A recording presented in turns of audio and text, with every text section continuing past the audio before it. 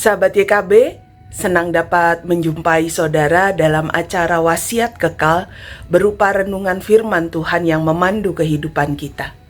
Saya Pendeta Nugraheni Suara Adi dari GKI Buaran, dan renungan kita hari ini Jumat 16 Januari 2026 berjudul Memperdaya Lansia, didasarkan pada Kejadian 27 ayat 30 hingga 38.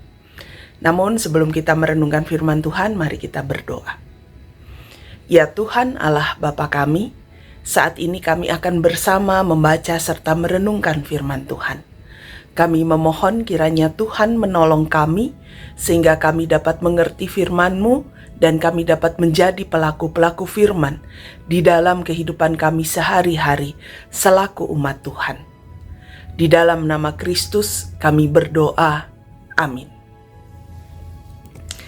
Yang akan menjadi pusat permenungan kita hari ini adalah Kitab Kejadian pasal 27 ayat 33.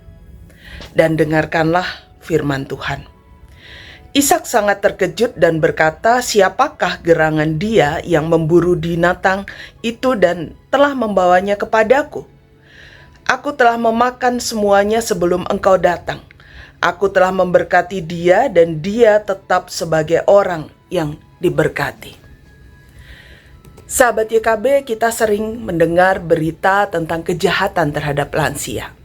Salah satu contohnya adalah ketika ada seorang lansia diminta untuk mengalihkan kepemilikan sertifikat rumah atas namanya menjadi atas nama anaknya.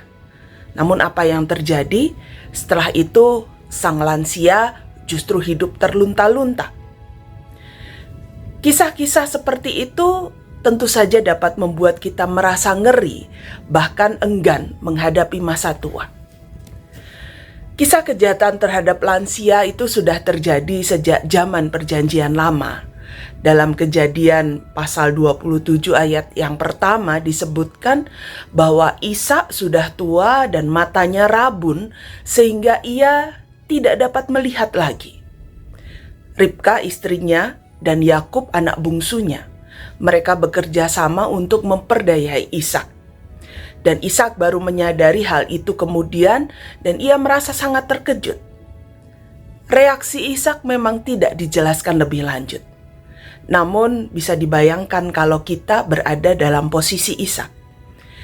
Kita bisa melihat dan membayangkan betapa kecewa dan terlukanya perasaan dibohongi oleh istri dan anak sendiri. Sahabat YKB, kisah kekacauan dalam keluarga Ishak adalah bagian dari sejarah umat Israel. Kisah keluarga yang tidak ideal ini dicatat dalam Alkitab sebagai penegasan bahwa Allah tetap dapat berkarya melampaui kekacauan yang terjadi dalam kehidupan manusia.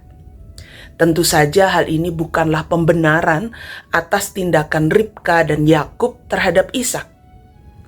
Jadi sahabat YKB, jangan pernah kita mencoba-coba untuk memperdaya lansia dan menjadikan kisah ini sebagai pembenarannya. Mari bersama kita berdoa.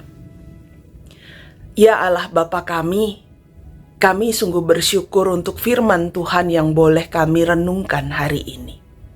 Tolonglah dan ajarlah kami, supaya kami boleh tetap hidup dalam terang kasih Tuhan, seturut dengan kehendak Tuhan. Kami tidak berusaha untuk memperdaya lansia ataupun menimbulkan kekacauan-kekacauan di dalam kehidupan. Tetapi kami boleh tetap menjadi berkat bagi siapapun juga dan dimanapun kami berada. Kami mau tetap menjadi alat Tuhan yang mendatangkan damai dan sejahtera serta berkat dimanapun kami berada. Di dalam nama Kristus kami berdoa, amin. Sahabat YKP, demikianlah renungan kita hari ini. Jangan lupa untuk subscribe, like, dan membagikannya kepada orang lain. Tuhan memberkati saudara sekalian.